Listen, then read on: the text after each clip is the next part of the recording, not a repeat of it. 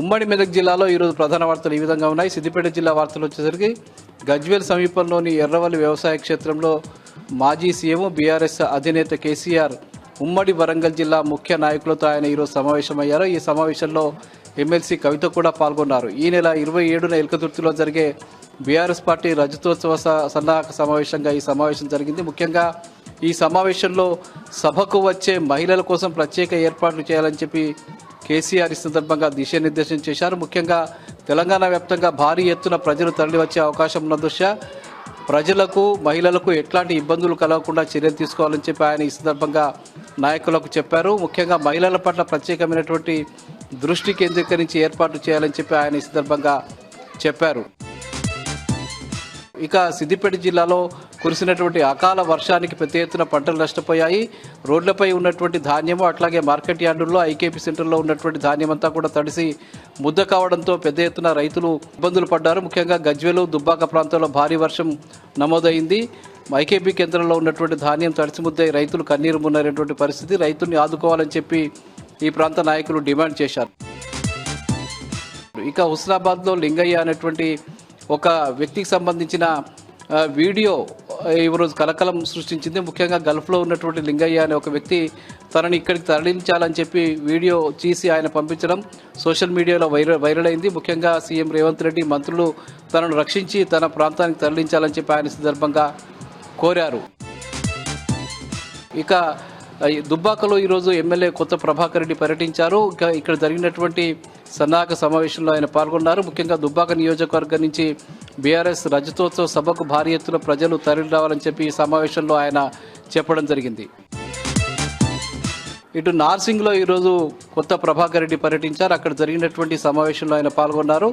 BRS party ముఖ్య కార్యకర్తల సమావేశం జరిగింది. ఈ సమావేశంలో ఆయన బీఆర్ఎస్ పార్టీకి సంబంధించిన పోస్టర్ని ఆవిష్కరించారు. అదే సమయంలో అక్కడ పలు చోట్ల ధాన్యం కొనుగోలు కేంద్రాన్ని ఆయన ప్రారంభించారు.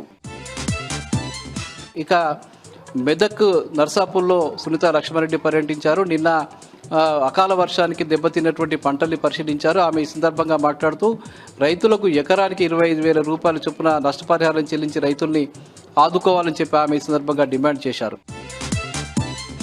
ఇక సంగారెడ్డి జిల్లా వార్తలు వచ్చేసరికి సంగారెడ్డి జిల్లా గుమ్మడిదలలో ఈరోజు పెద్ద ఎత్తున తిరిగి మళ్లీ ఆందోళన కొనసాగింది. డంప్ యార్డుకు వ్యతిరేకంగా పెద్ద ఎత్తున మహిళలు ప్రతినబూనారు. డంప్ యార్డుని రద్దు చేసే వరకు తమ ఆందోళన కొనసాగిస్తామని చెప్పి ఈ సందర్భంగా మండలానికి సంబంధించిన మహిళలంతా కూడా ప్రతిజ్ఞ చేశారు.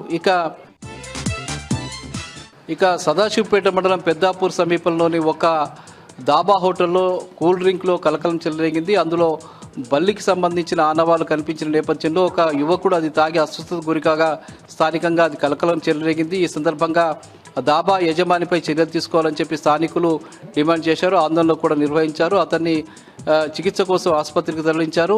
దాబాపై చర్యలు తీసుకోవాలని చెప్పి డిమాండ్ చేస్తూ పోలీసులకు కూడా ఫిర్యాదు చేశారు.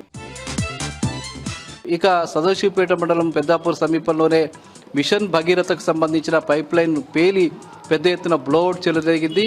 భారీగా నీళ్లు దాదాపు 50 నుంచి 60 మీటర్ల ఎత్తుకు ఎగిసిపడిన నేపథ్యంలో ఆ దారి వెంట వెళ్తున్నటువంటి ప్రజలంతా కూడా ఆందోళనకు గురయ్యారు. కొద్దిసేపు అక్కడ ఉద్రిక్తకర పరిస్థితి నెలకొన్నది. అధికారులకు సమాచారం అందించిన వెంటనే అక్కడికి వచ్చి దాని మరమ్మతులు ప్రారంభించారు. ఇక సంగారెడ్డి జిల్లా వ్యాప్తంగా ఉమ్మడి జిల్లా వ్యాప్తంగా ఈరోజు ముస్లింస్ పెద్ద ఎత్తున ర్యాలీలు నిర్వహించారు. ముఖ్యంగా కేంద్ర ప్రభుత్వం తీసుకొచ్చినటువంటి వక్ఫ్ బిల్లును తక్షణమే రద్దు చేయాలని చెప్పి డిమాండ్ చేస్తూ ముస్లింలంతా కూడా ఆందోళన నిర్వహించారు. ఆ బిల్లు రద్దు చేసే వరకు కూడా తమ ఆందోళన కొనసాగుతుందని చెప్పి వాళ్ళు పేర్కొనడం జరిగింది. ఇవి ప్రధానంగా ఈరోజు ఉమ్మడి మెదక్ జిల్లాలో ఉన్న వార్తలు.